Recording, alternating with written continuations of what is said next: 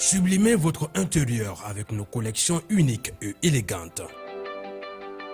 Chez Ibi Home, nous transformons vos espaces en véritable havre de confort et de convivialité. Découvrez notre collection exceptionnelle de meubles pensés pour chaque moment de votre vie. Des tables à manger conviviales, idéales pour rassembler famille et amis, au salon haut de gamme, alliant élégance et confort, sans oublier nos chambres à coucher de qualité avec matelas offerts pour un repos parfait.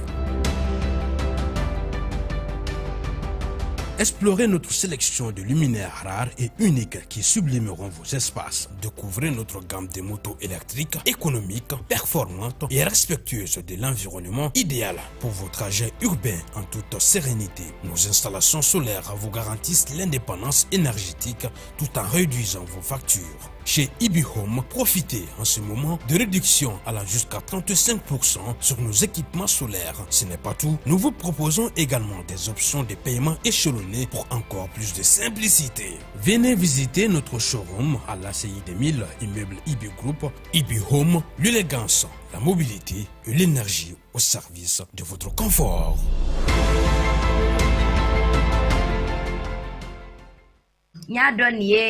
Ande muso ka furu sabana minɛ ye sakɛ. Furu sabana wa?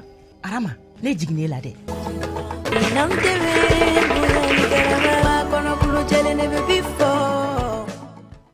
Tarata o tarata ani alamisa o alamisa aw bɛ se k'aw ka série kansinaw ale épisode 2 lajɛ a tako filanan video kan dɔrɔmɛ 20 tile kɔnɔ.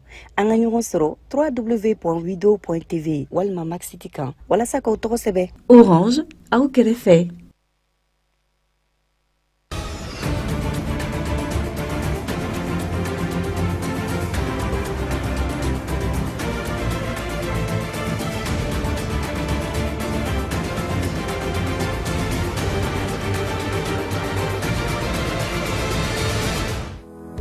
Mars kalo tile 26 san 1991 Mars kalo tile 26 san 2025 ni y'a san 34 ye malidenw ye wulikajɔ kɛ ka dansigi Général Moussa Traoré ale ka fanga la ne ka nani bɛjɛ fanga ye. Le laturu cadre yalma latigɛ su ale ye su kɛrɛnkɛrɛnlen min bɛ sɔrɔ sunkalo tile 10 laban kɔnɔna na ni su barikama in bɛ sɔrɔ cogo di a nafa ye jumɛn ye anw ka kunnafoni ɲininaw olu bɛna ɲɛfɔli caman kɛ an ye a ko la.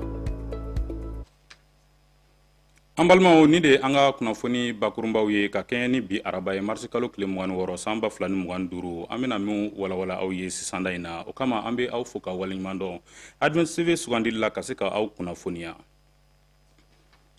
I n'a fɔ an y'a fɔ aw ye cogo min na mars kalo tile 26 san 1991 malidenw ye wulikajɔ kɛ ka dansigi Général Moussa Traoré ale ka fanga na.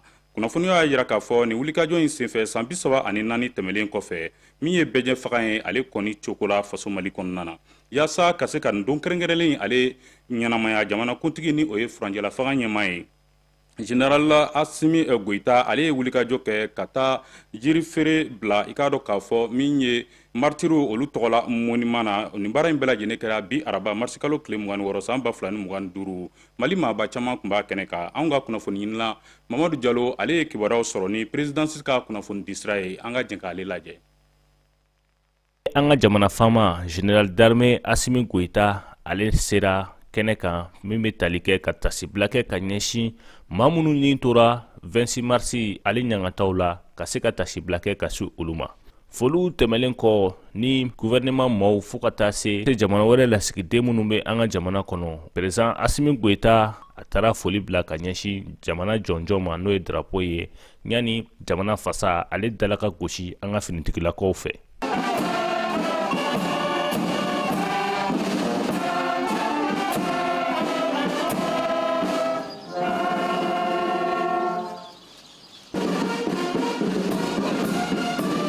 O baara ninnu tɛmɛlen ka bɔ yen nɔ fɛn min ye président de la transition Assimi Goïta a ye ɲɛ da kɛlɛcɛ minnu kun bɛ nin kɛnɛkofɔlen kɔnɔ fɛn min ye ka tasibila kɛ ka ɲɛsin fure minnu tora 26 mars ale hukumu kɔnɔna la. O baara ninnu tɛmɛlen kɔ laadalako la filɛri min n'ale bɛ bila ka tasibila kɛ ka ɲɛsin nin makofɔlen ninnu ma président Assimi Goïta a y'o baaraw kɛ ka sangani ta ka tasibila kɛ maa o maa n'ale ni tora ɲangataw la ka hakilijigin kɛ u ka waleyaw la min kɛra sababu ye bɛɛjɛ fanga n'ale sinsinna an ka jamana kɔnɔna la.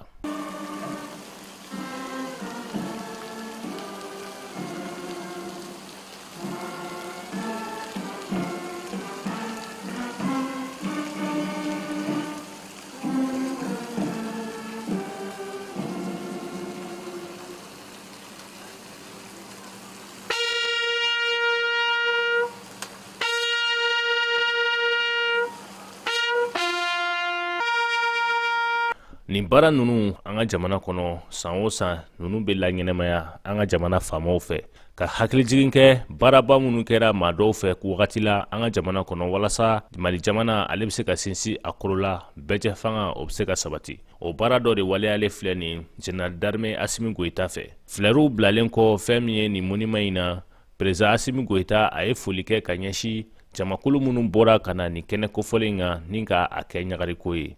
O kumu kɔnɔ fɛn min ye jamana ɲɛmɔgɔw gouvernement mɔgɔw fo ka taa se jamanaden guansɔnw ma olu kɔni ye u ka nisɔndiya yira ani fɛnɛ ka président ni ka foli ni ka kunbɛn ni nisɔndiya ye. En 26 mars ale la ɲɛnɛmaya seli ale hukumu kɔnɔna la. Alisa ka tali kɛ 26 mars ale ɲɛnamayali ko la furanjɛla faga ɲɛma n'a bɛ Général d'armée Assimi Goïta ale kofɔ ka tali kɛ bi araba mars kalo tile 26 ale ye wulikajɔ kɛ ale bi ka tasibila kɛ ka ɲɛsin malidenw ma mun ni bɔra ka kɛɲɛ ni bɛɛjɛ faga nali ye Mali la. Général Assimi Goïta a ka laseliw kɔnɔna na a y'a jira k'a fɔ ko nin wulikajɔ in tako 34 k'a kan ka kɛ waati de ye an ka hakili jagabɔ k'a jira k'a fɔ mun de ɲana mun ma ɲa mun kan ka kɛ don nataw la ko ka hakili jagabɔw kɛ o ko ninnu kan. Aissata Ba ale ye mun sɔrɔ a ko la kɔ musolakaw fɛ yen an ka jɛn ka o lajɛ.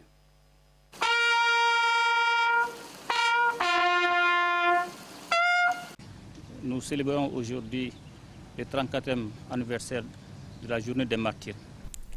An bɛ ka martyru tɔgɔladon tako 34 de la ɲɛnamaya bi. Ni don in bɛ maliyɛnw ka kɛlɛ kofɔ yɛlɛma nali la Mali kɔnɔ. Ni nin wulikajɔba in tora malidenw olu hakili la bɛɛjɛ fanga sabatili la Mali kɔnɔ. Ka kɛɲɛ ni fasodenw ka laɲini ye, a ka kan bɛn, basigi, dun ka fa u ka sabati malidenw ye. Bɛ tasibila kɛ fasodenw ye minnu jeli bɔnna marsi kalo tile 26 san 1991 olu minnu jeli bɔnna ni ka u nin to yaasa yɛlɛma ka na Mali kɔnɔ. Nin tasibila in don fana ye fɛrɛ ye ka se ka hakili jagabaw kɛ gɛlɛya dɔw la ni ka fusiri olu fana la. I n'a fɔ aw bɛ a kalama toga min na a bɛ san 30 bɔ sisan politikiko gɛlɛya fana bɛ Mali da la. O la ɲiningali damadɔw kan ka kɛ i n'a fɔ mun de ma ɲa ani an kan ka mara fɛrɛ jumanw de bila sen kan yaasa ka lakana bɛn ale ni jamana o na se ka yiriwa toga min na. Ka se ka fɛrɛ jɔnjɔn sɔrɔ o ɲiningali ninnu na camancɛ fanga maaw ye baara damadɔ waleya i n'a fɔ sigikafɔba maliyɛn bɛɛ lajɛlen lamɛnna min sen fɛ bɛɛ lajɛlen bɛnna min kan bɛn ani cɛlabɛn sabatili la Mali kɔnɔ ni olu tara bala Mali na kɛ malidenw sago ye. À notre pays de répondre aux aspirations profondes de nos populations.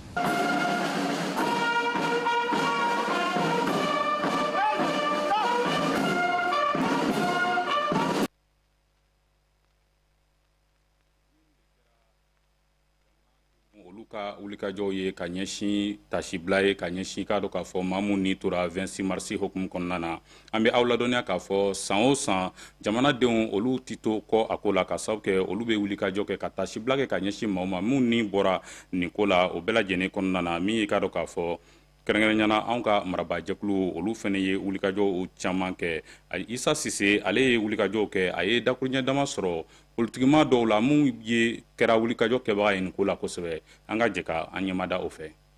San 1990 kɔnɔla la Mali ye gɛlɛya caman sɔrɔ sigi ni politiki sira kan ka d'a kan o wagati la maliyɛnw wulila ka caya yalasa bɛɛjɛ fanga bɛ se ka sira sɔrɔ baarakɛlaw b'o la lɔgɔlidenw fo ka taa se société civile ma.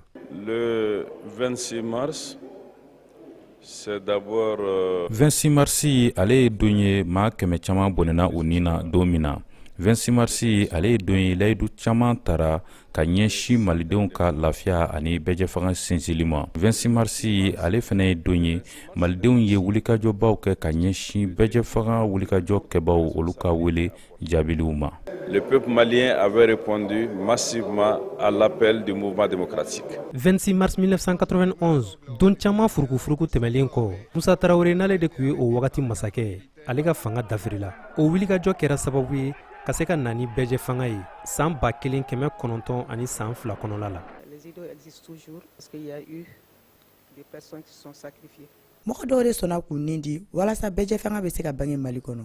Wa a kɛra sababu ye fɛn caman bɛ ka se ka kɛ bi, i n'a fɔ parti politiques caman sigira sen kan, hakilinaw bɛ ka se ka fɔ jamana kɔnɔ, wa jamanadenw bɛ kan ka se k'u ka ɲɛmɔgɔw sugandi cogo min na u da bɛ se ka don jamanajɔ baaraw la. C'est lui donner la possibilité de choisir librement ses dirigeants. Mali ye gɛlɛya caman sɔrɔ nka 26 marsi ale jɔyɔrɔ bonyana kosɛbɛ jamanadenw ka wulikajɔ n'u ka cɛsiri la yalasa maaw ka lafiya u ka hakilinaw la. Ministre kɔrɔ Amadu Koyita ka fɔ la denmisɛnw kan ka to n'o hakilinaw ye. J'invite la génération actuelle à se battre pour consolider pour ka sababu kɛ démocratie ale ye fɛn ye jamanadenw de bɛ u ka ɲɛmaaw sugandi ani u b'a fɛ jamana ka ladon cogo min na ka olu bɛɛ dantigɛ. O kama démocratie ale nafa ka bon kosɛbɛ. qui a mis fin à une dictature, ne revenons plus sur cela. 26 marsi tɛ hakili jigin wagati dɔrɔn ye, layidu lakurayali don tilennenya hakilina ɲuman la bɛjɛ fanga la yalasa denmisɛnw ka ɲɛta bɛ se ka sabati. Kunnafoni nasira wɛrɛ la Lilaturu Kadiri yalima latigɛ su ale ye su kɛrɛnkɛrɛnlen min bɛ sɔrɔ sunkalo tile 10 laban kɔnɔna na a jirala k'a fɔ nin su in bɛ ɲɛnamaya silamɛw fɛ ka kɛ fɛn na min bɛ kɛ sababu ye jurumunw ka yafa ka laban ka bonya caman sɔrɔ. Anw ka kunnafoni ɲininaw olu ye wulikajɔw kɛ u ye mun sɔrɔ an ka jɛn k'an ɲɛmadaw fɛ. Leilaturu Kadiri yalima latigɛ su ale ye waati kɛrɛnkɛrɛnlen sunkalo kɔnɔ silamɛya bunakun ka ni su in jatilen don i n'a fɔ dugawu jaabi su don su min fɛnɛ selibaga bɛɛ surunya a ma la. A su kelen alabato ko hɛrɛ ka bon o ka di Ala ye ka tɛmɛ kalo 1000 kan. Kalo 1000 ko bɛ bɛn san 80 ma ani san 3. A bɛna ni mɔgɔ min ye su in na Leilaturu Kadiri ɲɛnamaya ka bato kɛ a bato kɛcogo la ka saraka bɔ k'a saraka bɔ cogo la ka sinjitigiw caya kɔnɔ ni Ala ye ka dugawu minɛ o tumana a bɛna fɔ kalo 1000 o baraji e y'o de sɔrɔ o bɛ san 80 ani san 3 ma o b'a jira k'a fɔ ani su tɔw tɛ kelen kuranɛ jiginna na a su kelen a alabato o ka fisa ka tɛmɛ su 1000 kan a sabanan ye min ye fana k'a dɔn k'a fɔ ko ni Ala kitilen don o la san kɔnɔ su in na a bɛɛ lajɛlen bɛ valider su in na de. Maa o maa ko e de ye nin su in ɲɛnamaya ko a bɛ kɛ sababu ye ka bonya caman di selikɛbaa ma ani ka Ala ka yafa sɔrɔ.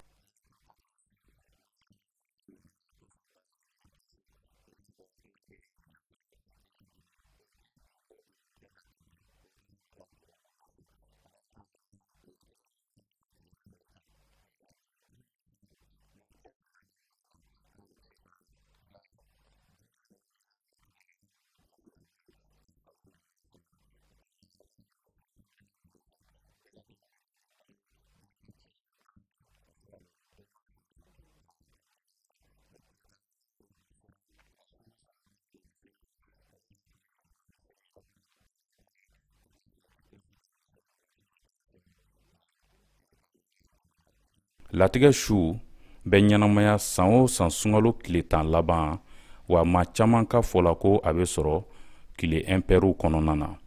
A ma filɛla ka bɔ Alakira ma sallallahu alaihi wasallam Alakira de ko an ka Leilaturu Kadiri su ɲini sunkalo kalo tile 10 labanw la et puis su kɔnɔna na su minnu ye impɛriw ye ko k'a ɲini olu kɔnɔna na tile 21 su tile 23 tile 25 tile 27 ani tile 29 olu ye chiffre impériaux ye ko mana a bɛ sɔrɔ olu bɛɛ kɔnɔ nka dɔnnibaw y'a jira Ala jɔn ɲumanw bɛɛ lajɛlen bɛnna k'a fɔ kabini sunkalo tile 10 laban mana se sunkalo kalo a tile 10 laban su o su i k'a bɛɛ lajɛlen jɔ depuis la nuit du 21 fo ka se du 29 ou du 30 i k'a su bɛɛ jɔ n'o kɛra i b'a fɔ samadiya tɔ.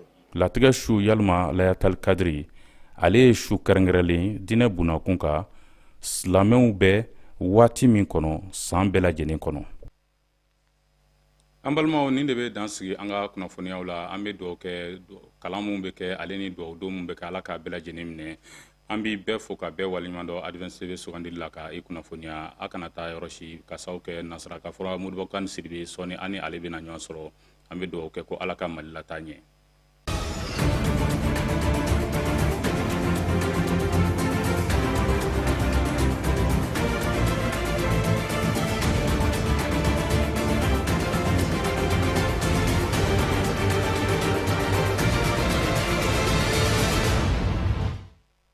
N y'a dɔn nin ye an denmuso ka furu sabanan minɛ ye sakɛ.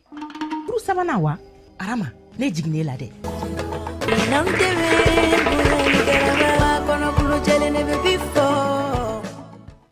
Tarata o tarata ani alamisa o alamisa aw bɛ se k'aw ka série kansinaw ale épisode 2 lajɛ a tako filanan video kan dɔrɔmɛ 20 tile kɔnɔ. An ka ɲɔgɔn sɔrɔ www.video.tv walima Maxiti kan walasa k'aw tɔgɔ sɛbɛ. Orange aw kɛrɛfɛ. Sublimez votre intérieur avec nos collections uniques et élégantes.